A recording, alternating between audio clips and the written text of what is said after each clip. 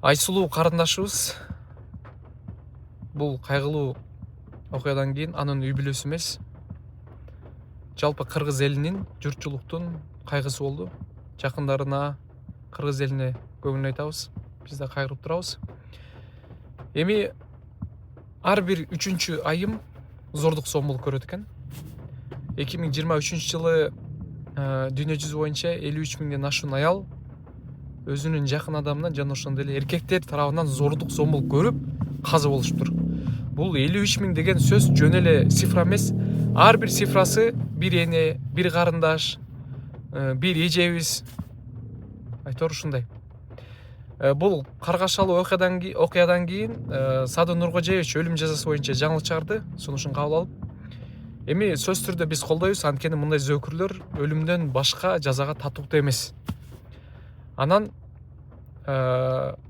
ушул өлүмдүн аркасынан хайп кармаган бирөө кармалды, көрдүңүздөр, өзүнүн эч кандай тууганчылыгы да жок экен.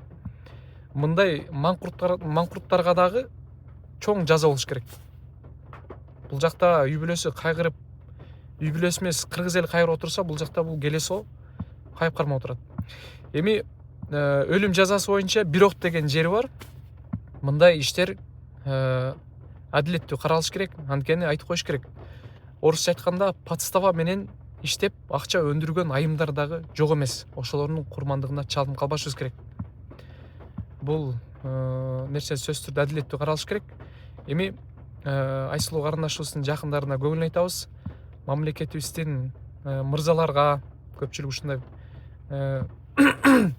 зордук зомбулук көргөндөрдүн арасынан сөзсүз түрдө өлтүрүп коюу эмес, бул жерде зордук зомбулуктун түрү бар. Үй бүлөсүндө керек болсо мени өлтүрүп койгонуң жакшыраак дегенчелик зомбулукка калып жүргөн айымдарыбыздын үйүн азыркы учурда бийликке же коомчулукка жетпей жүргөн айымдарыбыз дагы бар. Бул нерсеге унчукпай кое албайбыз.